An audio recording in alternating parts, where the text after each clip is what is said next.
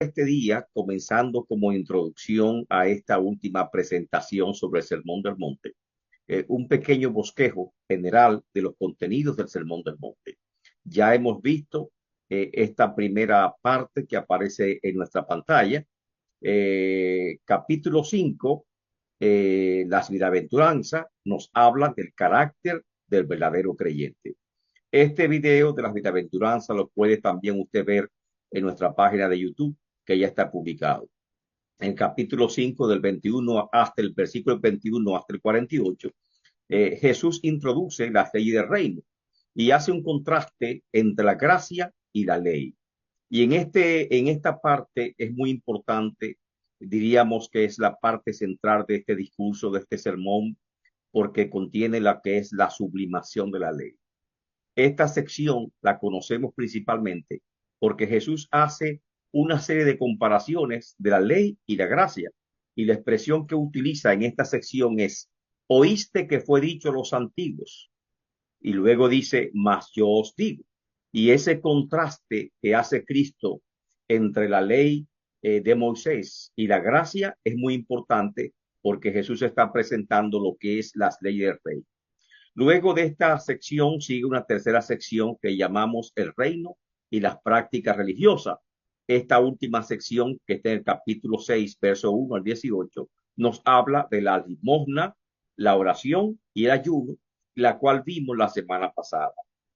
Hoy vamos a continuar el Sermón del Monte y concluimos con el Sermón del Monte y veremos en el Sermón del Monte la naturaleza del reino de Dios y hace un desafío a una actitud materialista del mundo. Lamentablemente nosotros estamos llamados a no ceder ante el materialismo ni permitir que ese materialismo llene las iglesias o tampoco puede satisfacer nuestras vidas espirituales. Y la última sección es Jesús y las reglas del reino y desafía a lo que debe ser la verdadera religión. Es decir, el juzgar a los demás, capítulo 7, la regla de oro, pedid, buscad, llamad, un llamado de Cristo, la puerta estrecha y los dos cimientos que concluyen magistralmente este sermón del monte. Veamos primeramente el desafío del reino de Dios y el materialismo. En este desafío comienza con un primer tema de tesoros en el cielo y nos habla de una metáfora muy vívida, muy linda, que vamos a leerla en Mateo capítulo 6, versículo 19 y 20. Amén. No sé si alguien de ustedes puede ayudarme con esta lectura. Mateo capítulo 6, versículos 19 y 20, que nos habla sobre un mandato de Cristo. Y este mandato, porque está en forma, diríamos, mandatoria, en forma imperativa, por lo tanto no es opcional, está hablando como que es un requerimiento del reino de Dios. Y me habla precisamente cuál es la naturaleza del reino de Dios. Amén. ¿Quién puede Amén. leer? Elizabeth, por favor. Dice Mateo 6:19. No, 19 y 20. no os hagáis tesoros en la tierra donde la polilla y el orín corrompen y donde ladrones minan y hurtan, sino haceos tesoros en el cielo donde ni la polilla ni el orín corrompen y donde ladrones no minan ni hurtan. Correcto. Estos tesoros me está hablando de forma metafórica, figurada, por así decirlo. Tesoros si no hagáis tesoros en la tierra. Y hay un contraste, por ejemplo, muy marcado en lo que es los tesoros que podemos tener en la tierra con los tesoros que podemos hacer en el reino de los cielos. ¿Qué contraste están entre los tesoros materiales y los espirituales? Muy marcado. En los tesoros que se hacen en la tierra, en primer lugar, generan ansiedad, generan afán, generan estrés, y finalmente, esos tesoros que nosotros podemos acumular en la tierra no suplen realmente la necesidad del ser humano, sino que queda también un profundo vacío existencial en nuestro corazón. Si los tesoros o el dinero satisfacen el alma humana, entonces creo que los más felices de este mundo fueran los que más dinero tienen. y estas personas lógicamente no tuvieran que buscar drogas, no tuvieran que buscar alcohol, no tuvieran que buscar fiesta, ni ningún otro método digamos, para sentirse felices o no sentirse solo. Precisamente, ni tampoco habrían tasas de suicidio y de depresión entre la gente que tiene dinero. Sin embargo, no es así. El dinero crea mucha ansiedad. El dinero crea tanta ansiedad que muchas veces no deja vivir a las personas. Tenía en nuestro barrio, en Santo Domingo, un amigo nuestro que se crió con nosotros, de pequeños quedamos juntos. Yo me hice abogado, él se hizo comerciante. Al final yo estaba trabajando para una de sus empresas, me reunía con él periódicamente y en una de esas reuniones me decía: Montalvo, yo realmente extraño cuando no tenga dinero, porque fíjese, ahora tengo dinero pero no puedo dormir. Y mira cuántas pastillas tengo que estar tomando porque la presión es tan grande para no perder lo que tengo que me quita el sueño y realmente está acabando con mi existencia. Eso es porque a veces el afán por el dinero es realmente abrumador. Aparte, si comparamos el dinero material o las riquezas materiales son efímeras. Hoy están, mañana podrían no estar. No son duraderas, son temporales. El ladrón puede robar, también se puede, diríamos, destruir esa riqueza que tenemos. Tu riqueza tal vez está amontonada en una casa, se quema tu vivienda, no tienes nada. Está en un automóvil, tiene un accidente, no tienes nada, lo pierde completamente todo.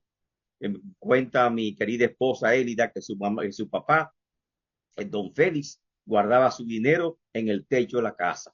Y cuando fue a buscarlo, las ratas se habían comido todo el dinero. No le quedó absolutamente nada, porque no confiaba en los bancos, como las personas mayores que muchas veces no confían en los bancos y están buscando escondite para tenerlo. Pero las ratas son más inteligentes y se comieron el dinerito que tenía acumulado. Y eso pasa cuando tú acumulas y cuando pones tu corazón en las riquezas. Las riquezas materiales son inciertas, como dice la Biblia, son temporales y como tal no tampoco pueden llenar el corazón del ser humano.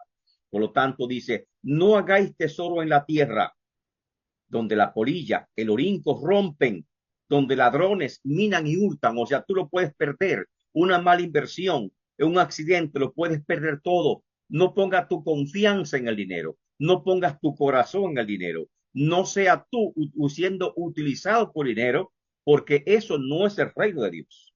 Da pena que lamentablemente muchos obreros y pastores no entendieron esto. Y cuando llegó el COVID, que muchas iglesias se quedaron vacías, pastores con depresión porque no estaban generando los ingresos que ellos esperaban.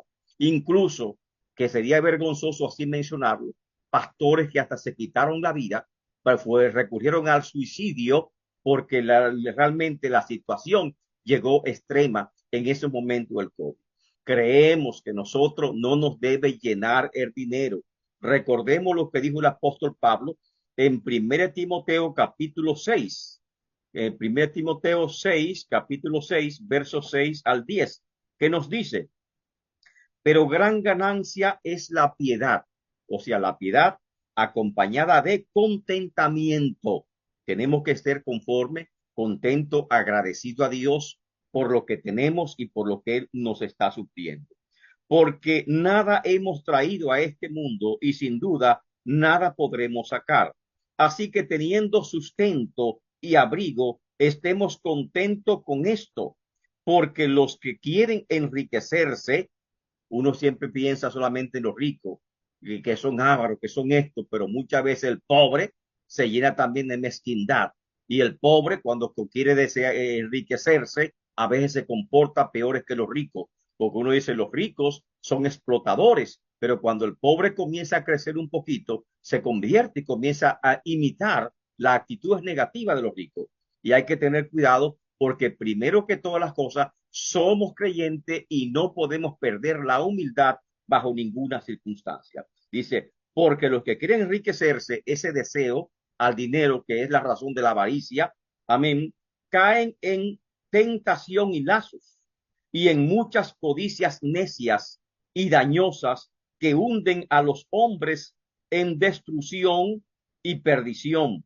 Y sigue el último versículo que es muy conocido, porque la raíz de todos los males es el amor al dinero, el cual codiciando algunos se extraviaron de la fe y fueron traspasados por muchos dolores. Lamentablemente, ese amor arraigado en el dinero es el motivo de causar muchos dolores. El reino de los cielos, en contraste con el punto de vista judío, los judíos tenían un concepto del reino de los cielos muy diferente al que Cristo nos está pintando las bienaventuranzas. En los judíos, que ellos entendían que los varones heredaban el reino de Abraham, la promesa de Abraham, y que por lo tanto la bendición de Dios es gran prosperidad financiera sobre su vida. Y entonces entendían que las promesas del reino de los cielos incluían poder, incluían riquezas y dinero. Y ahora Cristo nos está presentando que no, que nosotros somos hijos de Abraham por la fe y que somos herederos del reino que prometió Dios a Abraham, pero que ese reino, como Cristo lo establece, no consiste en abundancia de prosperidad material. Y lamentablemente, aún hay iglesias que están predicando la abundancia de prosperidad material. La Biblia no nos está prometiendo en este momento abundancia y prosperidad material. La Biblia dice que estemos conforme con que Dios nos supla lo que necesitemos y demos gracias si llega esa abundancia también material. Recordemos en Filipenses 4:13 que dijo el apóstol Pablo comenzando en el verso 12, sé vivir en escasez y sé vivir en abundancia, dijo el apóstol Pablo. O sea que muchas veces hay creyentes tal vez que se acomodan mucho con la escasez. No te acomodes mucho con la escasez porque Dios también puede bendecirte y llegar momento de prosperidad. O sea, no estamos predicando un evangelio proletario, un evangelio de la pobreza, un evangelio del obrero.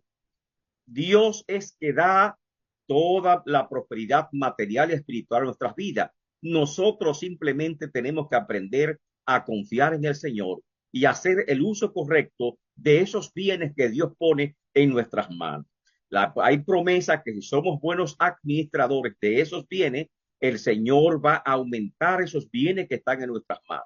Ahí están las parábolas, los talentos que habla de la riqueza, correcto. Del dinero también habla que si nosotros administramos correctamente, conforme a la voluntad de Dios, lo mucho o lo poco que el Señor nos pone en nuestras manos, Él asegura que si nuestro corazón no está fijo en la riqueza, el Señor va a traer también esa prosperidad material para no solo bendecir nuestras vidas, sino también bendecir a otros que están a nuestro lado. Y creo que la voluntad del Señor es bendecirnos en todos los aspectos materiales de la vida. Creo que es así. El apóstol Pablo concluyó, todo lo puedo en Cristo que me fortalece. Y lógicamente, ese versículo, Filipenses 4:13, casi siempre lo tomamos cuando estamos en situaciones graves o en grandes desafíos. Y Pablo lo aplica en cuanto a la administración del dinero. O sea, Filipenses 4:13 me está hablando de buenos administradores del dinero, ya sea en la escasez o en la prosperidad. Yo le voy a servir a Dios, como dijo Josué. Decidan hoy a quién servir, en la abundancia o en la escasez. Yo y mi casa serviremos a Jehová. Y ahí está. El reino de los cielos no es prosperidad material como pensaban los judíos con respecto a las promesas del reino de Abraham. No, a esas promesas, ese reino no es así, no es prosperidad material. El reino de los cielos consiste en hacer tesoro en los cielos. ¿Y cuáles son esos tesoros? ¿Cómo yo hago tesoros en los cielos? Buena preguntita, ¿verdad? Hay un banco donde yo puedo depositar, puedo sacar una libreta de depósito y una cuenta de ahorro en el cielo para yo ir acumulando esas riquezas en el cielo. ¿Quién me puede contestar? ¿Le podemos enseñar a nuestros hijos también a hacer tesoros en el cielo? ¿Podemos como pastores enseñar a la iglesia, a los creyentes, a nuestros discípulos a hacer tesoros en el cielo? Elizabeth, Ingrid, Sí, yo creo que sí, pastor. ¿cómo hacemos tesoro en el cielo? Poniendo, Haciendo esa la voluntad de Dios. claro, Am- poniendo la palabra por obra en nuestras vidas y trabajando en la obra de Dios también. Amén. ¿Qué más? Él habló de las limosnas, amén, de la oración, de los ayunos, que son prácticas religiosas, era del amor al prójimo, y la de honrar a misericordia. Dios. Cada vez que hacemos uno de estos actos que está hablando este sermón del monte y también de las bienaventuranzas que nos habla, los pacificadores, los de limpio corazón, nosotros estamos sembrando, estamos abriendo una cuenta en el reino de los cielos, en el banco de los cielos, y estamos depositando directamente en el banco de los cielos la misericordia, la piedad, la compasión, el amor. Estos son los valores que podemos depositar y sobre todo depositemos nuestro corazón, que es lo primero que tenemos que depositar en ese banco es asegurar nuestro corazón porque es lo más valioso que hay. Así que esa es la naturaleza del reino de Dios. No es el reino que pensaban los judíos. Es un reino de piedad, de misericordia, de compasión. Y por eso nos llama a hacer tesoros en el cielo. No hagáis tesoros en la tierra. Esos tesoros son de violencia, son de explotación, muchas veces son mal adquiridos, son de sangre, cuestan y tienen un alto costo también, causan ansiedad, afán. Y esos tesoros, lamentablemente, son tesoros que son efímeros, como dice la palabra del Señor. Luego el tesoro en el cielo pasa a un tema que parece sin conexión, pero está conectado también. La lámpara del cuerpo. ¿Mm? No es metafísica. No, no es metafísica. ¿Qué me dice? Lámpara del cuerpo es el ojo. Usted dice, ¿qué es el ojo? El ojo. Dice, es una metáfora también. Correcto. Así que si tu ojo es bueno, todo tu cuerpo estará lleno de luz. ¿Qué es lo que tiene que ser bueno? El ojo. Entonces, así vamos a un oculista. Correcto. Son el corazón del hombre. El corazón del hombre, nuestra mente. O sea, está hablando de el poder que tienen nuestros pensamientos. Pensamientos centrados en Dios. El alma centrada en Dios. Si nuestra mente, nuestros pensamientos son buenos, todo es bueno, como dice, bienaventurados los de limpio corazón. Correcto. Si mi corazón es limpio, si mi corazón es bueno, si mi mente es limpia, si mi mente es buena, entonces por eso dice, lámpara del cuerpo es el ojo, tu mente, tu corazón. Así que si tu ojo es bueno, todo tu cuerpo estará lleno de luz. Aleluya. Amén. Pero si tu ojo es maligno, malo, si tus pensamientos son de continuo al mal, si hay envidia, rencor, egoísmo, porque tu ojo es malo, todo tu cuerpo estará en tinieblas. Así que, ¿cómo vamos a conocer los verdaderos creyentes? No es un asunto externo, es un asunto interno. Es una religión interna, una religión interior. Y por lo tanto el cristianismo, el evangelio, debe vivirse de forma interior. Lámpara del cuerpo es el ojo.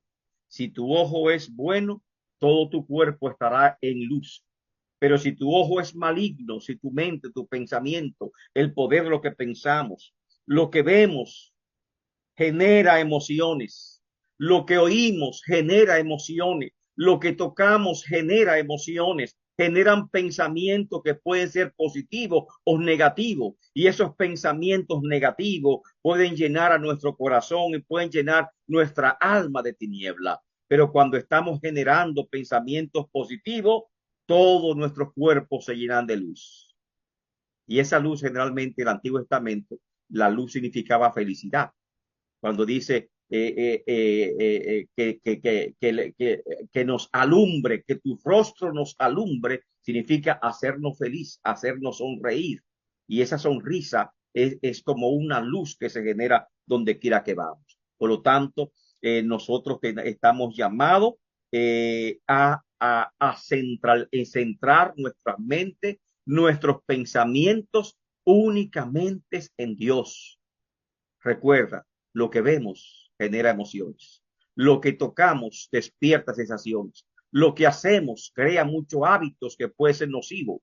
El alma pura, la mente pura, centrada en Dios, es lo que Dios realmente está buscando de cada uno de nosotros. Hablamos cuál es la naturaleza del reino de Dios. Amén. Ahí está los pensamientos. Y el versículo 24 sigue también desafiando el materialismo, que muchas veces queremos frenarlo para que no entre ese materialismo en los ministerios cristianos y tampoco llene nuestra vida, porque nuestra vida debe ser una vida espiritual. Y aquí habla del materialismo, Mateo 6:24, un solo versículo, bien condensado. ¿Qué me dice Mateo 10:24? Ninguno puede servir a dos señores, porque aborrecerá al uno y amará al otro, o estimará al uno y menospreciará al otro. No podéis servir a Dios y a las riquezas. No podéis servir a Dios y la riqueza. Mira quién sirve.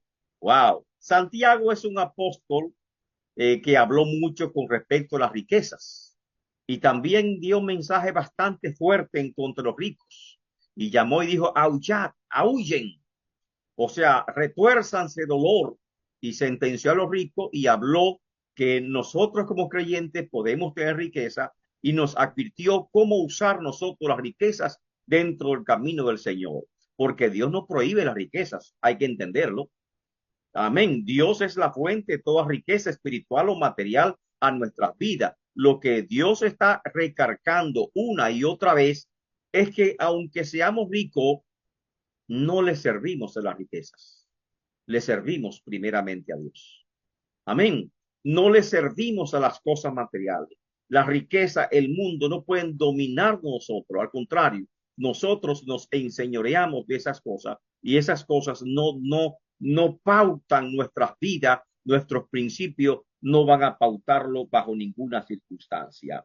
En tal sentido, Mateo sigue hablando de que realmente, fíjense, el joven rico, ¿cuál fue la experiencia del joven rico?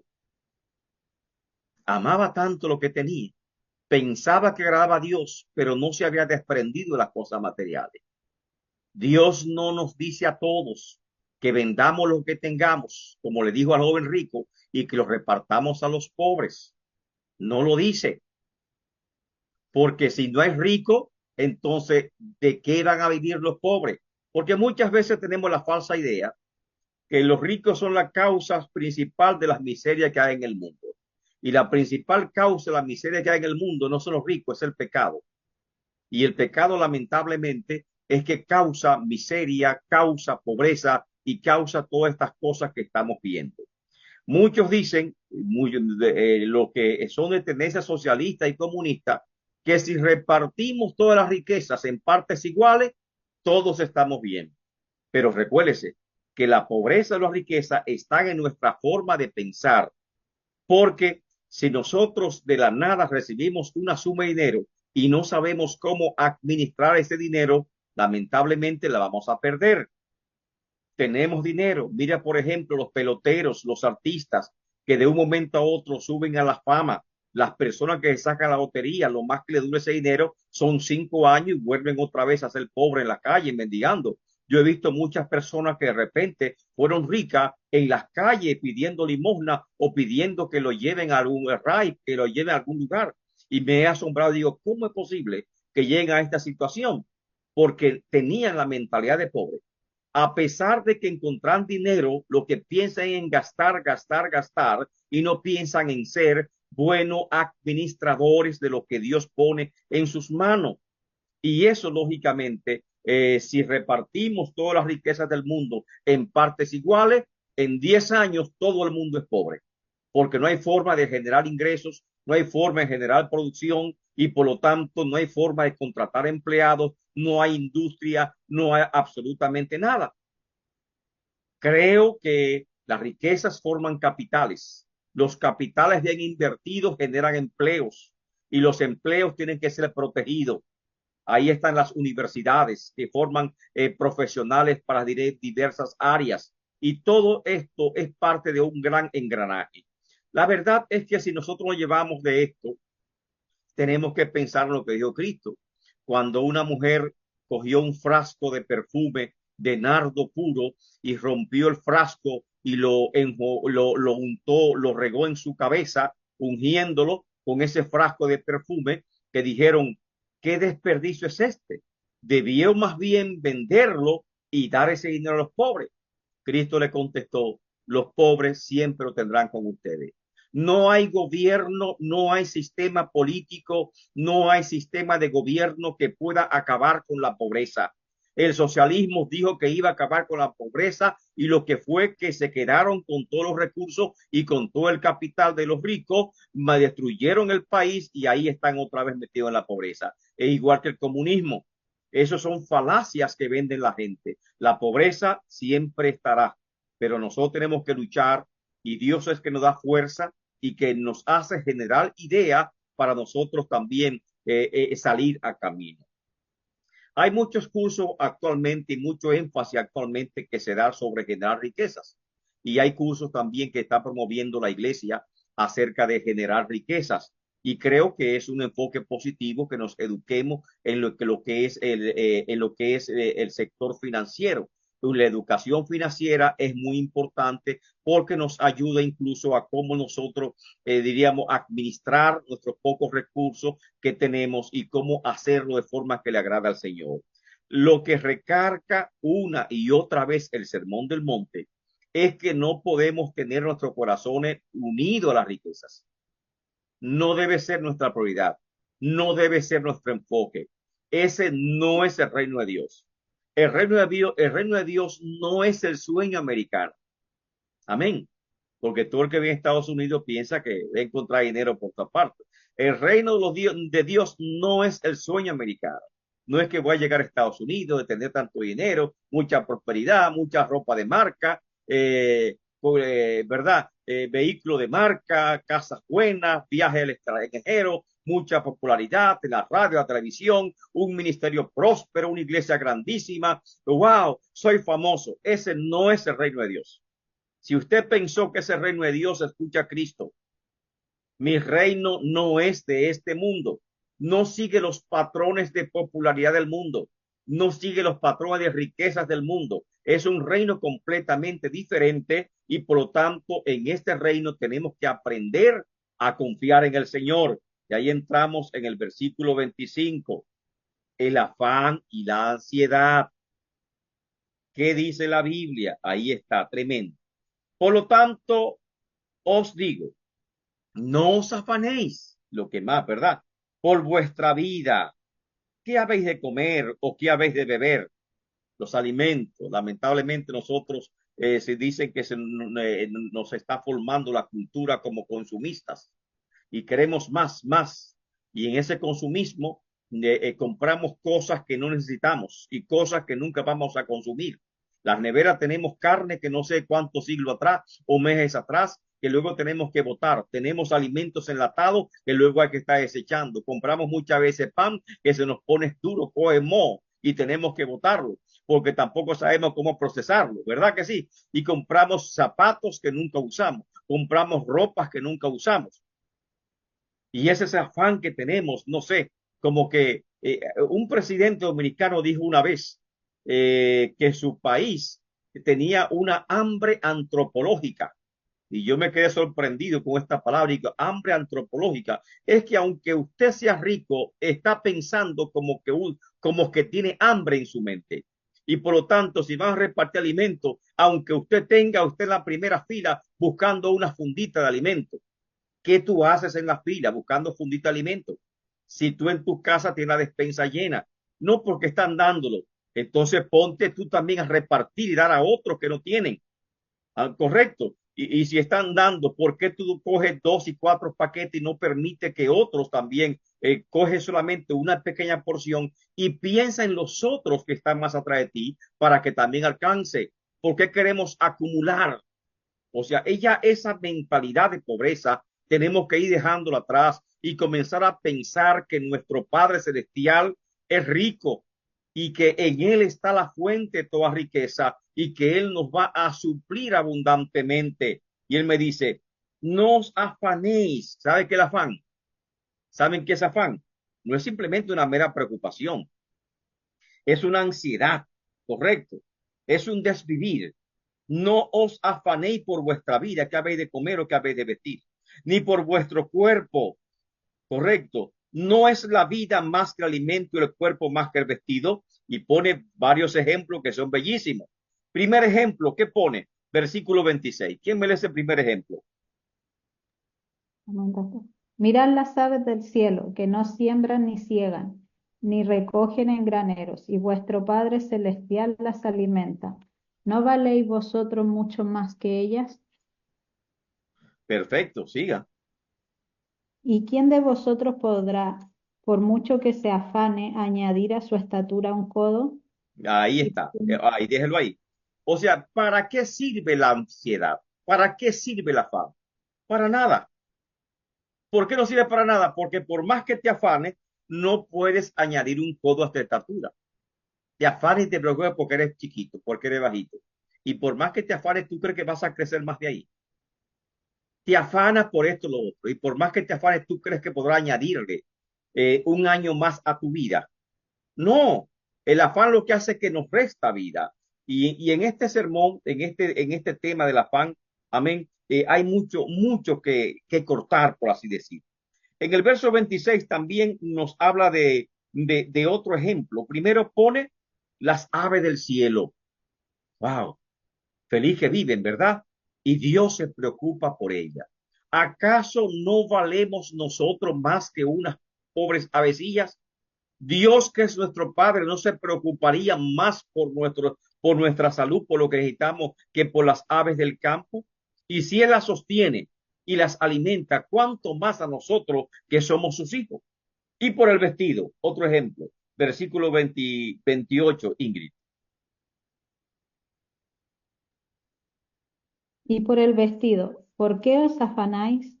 Considerad los lirios del campo, cómo crecen, no trabajan ni hilan, pero os digo que ni aun Salomón con toda su gloria se vistió así como uno de ellos.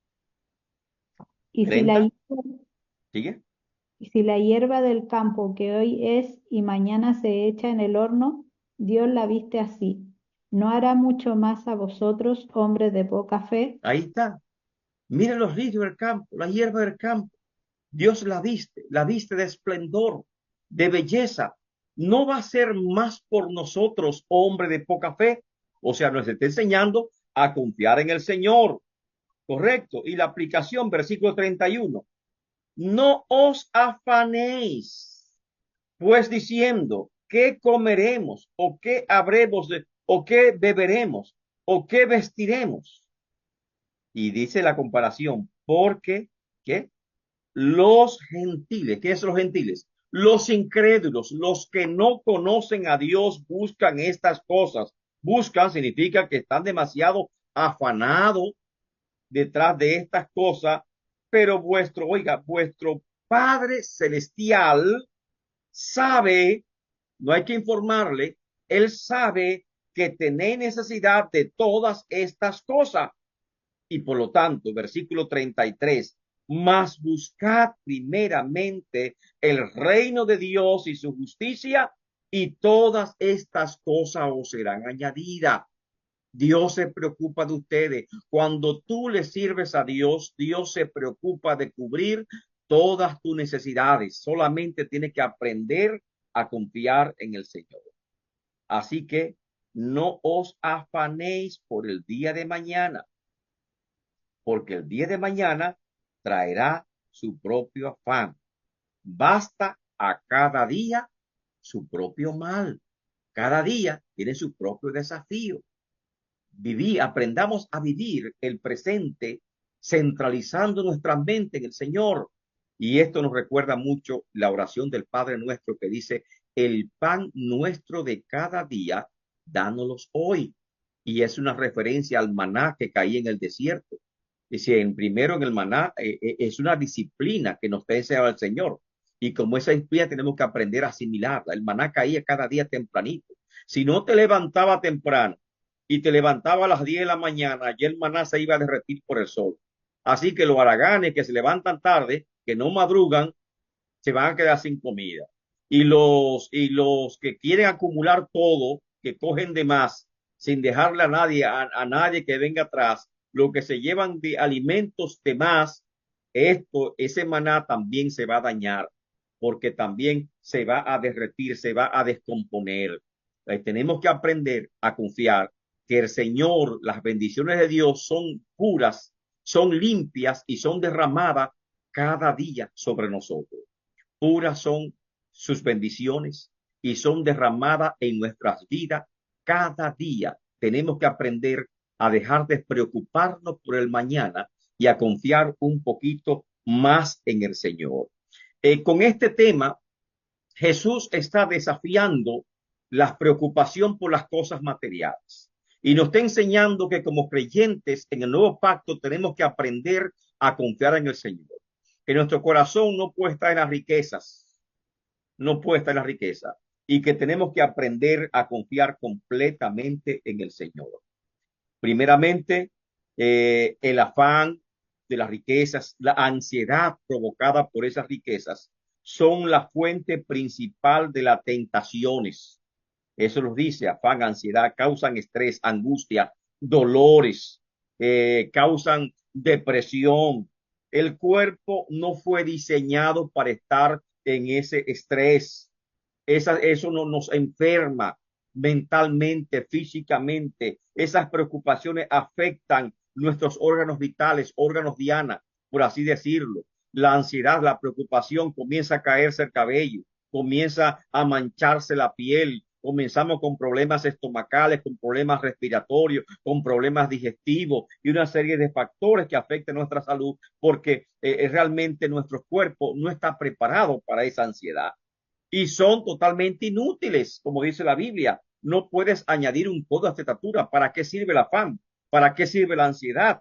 Tenemos que aprender a desecharlo y confiando en el Señor. La única forma de desechar la ansiedad es aprender a confiar en el Señor. No sirven para nada, lamentablemente. Son antinaturales, son aprendidas. Nos enseña esta cultura, el mundo nos ha marcado con esa ansiedad, esa competencia de querer más, de acumular más, que otro te lo va a arrancar, de tú querer pelear por las cosas materiales.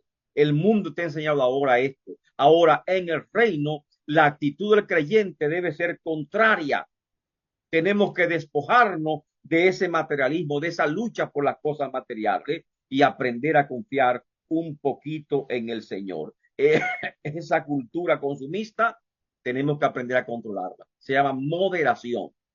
Moderación en nuestros hábitos alimenticios. Moderación en la forma de vestir. Moderación en todo lo que compramos. Tenemos que tener moderación, que eso es dominio propio. No nacimos, diríamos, para esas luchas y nuestra única seguridad debe descansar en Dios. Dios es nuestro Padre.